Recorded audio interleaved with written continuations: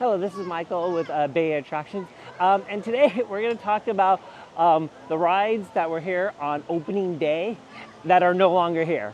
You might have saw a video I did recently. We talked about the rides from opening day that are still here, so we're going to basically kind of do the opposite. The ones that are no longer here. Even though these rides are no longer here, there's actually a couple rides where you can see mainly where the queue station was. This is where you stand in line just before you get on to the ride. So what we're going to do is we're going to walk around the park, and I'm going to show you the different spots that these rides were in. And we're actually going to start in Hometown Square, because actually the majority of the rides on our list today actually are from Hometown Square. And in fact, our first ride we're going to talk about was originally located right about where I'm standing right now, kind of between the carousel and the swings. And that was the Great America Scenic Railway. Great American Scenic Railway had two trains, one red and one blue. The Great American Scenic Railway had stations in Hometown Square and County Fair. The Hometown Square station sat atop a berm behind the Carousel Columbia, effectively separating Carousel Plaza and Hometown Square. The train route circled the park, providing a relaxing sightseeing tour. The Great American Scenic Railway also served guests as an easy means of transportation between the front and back of the park. During typical operation, guests could remain on board for as long as they liked. So after the train left the Hometown station, it came around, and over here when you're in the queue line for Demon, you can actually see where part of it was. It actually came through that tunnel right over there. And then it came along here where you can see where the ground is flat. And it passed right here, right by the D-Men, and then continued, and then just up here, you'll be able to see the other tunnel the train went through. The train then came along to the backside of County Fair, and then there was a station here, so you could get on and off the railroad here. And that station is actually still here today. It's part of the queue line for Psycho Mouse.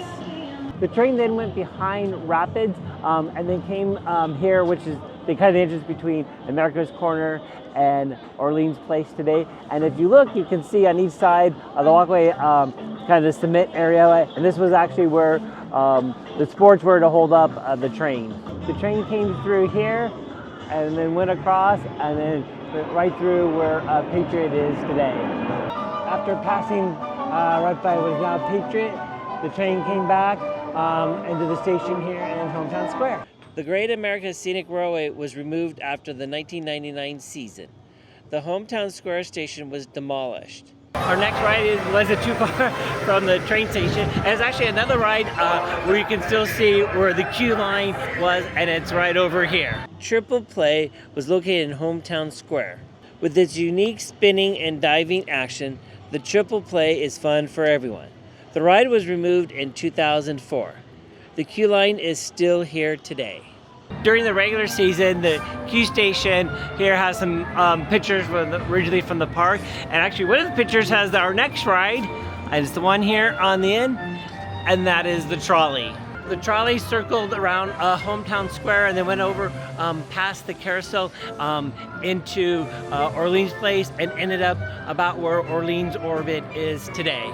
Today you can actually see part of where the track was. If you come to Hometown Square, you'll notice there's a circle area and the bricks don't match or what. And so kind of that unmatching area is where some of the track were. Our next ride was actually a roller coaster, and it was situated over here right where Sky Flyer and Gold Striker is today. Wheel and The Whizzer's hills and ground-hugging curves gave rides a heightened impression of speed. Lacking inversions, the coaster had been a favorite of families. Many children grew up with Wheel and The Whizzer being one of their first big roller coaster rides. Passengers rode tandem, so a small child could ride feeling comfortable, protected in the arms of a parent. To the surprise of many riders, the trains had no lap bars or even seatbelts. The force of the ride was designed to keep well-behaved riders in their seat, according to the laws of physics. Eventually, seatbelts were added as a safety precaution. Wheel and The Whizzer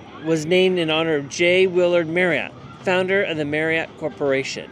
The ride was renamed later to Whizzer. It was removed in 1988, and Whitewater Falls is now where the coaster is. So our last ride in Hometown Square was right over here where Whitewater Falls is today, and it was called Bottoms Up. Bottoms Up was a classic spinning ride. It was situated near both the Wizard and Turn of the Century, later the Demon roller coaster.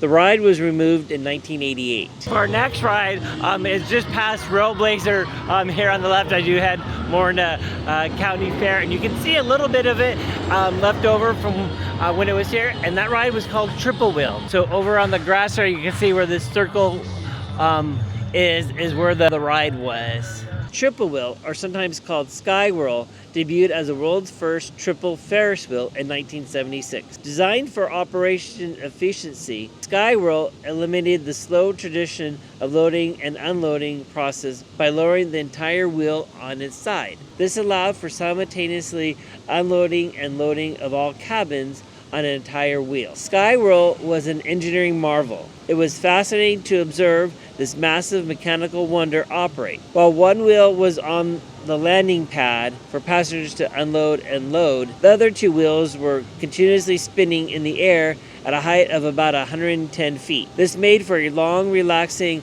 uninterrupted ride. It allowed the entire family to enjoy a leisurely spin in the sky with a panoramic view of the park and the surrounding area. Renamed the Triple Wheel in post-Marriott years, its last days of operation was in 1997. Our next ride is another ride that was here in County Fair. It was removed to make room for Drop Tower, and that ride was a merry-go-round. In addition to the Grand Carousel Columbia at the front of the park, the classic merry-go-round carousel was located at the far end of the park in County Fair. The merry-go-round was removed in 1995 and replaced with Drop Zone Stunt Tower, later renamed Drop Tower.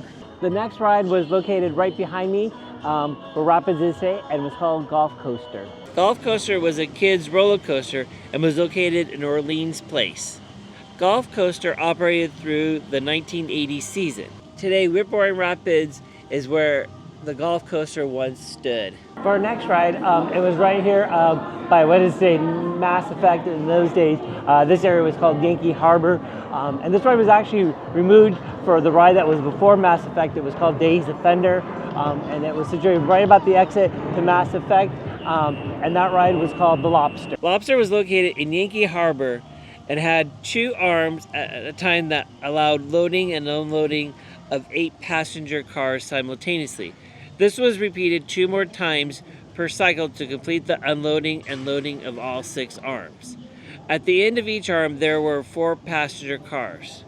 The ride was removed in 1993 to make room for Days of Thunder. Our last 2 rides were kind of interconnecting rides, or what, and they were situated just behind me, just past the bridge that you see behind me, and they were Yankee Clipper and Loggers Run. One of 2 interlocking flumes, Loggers Run featured a unique double-down drop where sister flume Yankee Clipper offered a steep, straight drop. Loggers Run was one of the most popular rides in the park for several years. Although its popularity had declined over time, it still remained a favorite of many park visitors. The configuration of the lower flume was altered slightly for the installation of the Stealth roller coaster. The ride was removed in 2017 for the expansion of South Bay Shores. The Yankee Clipper was one of 2 interlocking super flume rides at Great America. Flume rides had established themselves among the most popular rides in theme parks. The 2 flumes at Marriott's Great America were built on a grand scale, more spectacular than most similar rides found at other theme parks. Yankee Clipper was an example of an aero hydro flume, with a small jump at the bottom of the big drop. Yankee Clipper featured a steep, straight drop, which distinguished it from its sister flume, Loggers Run, unique double-down drop. The ride was moved in 1998. That does it for our rides that were here at Great America on opening day that are no longer here. Hopefully maybe some of those brought back some memories and you remember riding some of those rides. If you like this video, give it a thumbs up and leave a comment down below. And if you're new to our channel, hit that subscribe button as we do new videos about different attractions around the Bay Area all the time. Until next time, this is Michael with Bay Area Attraction.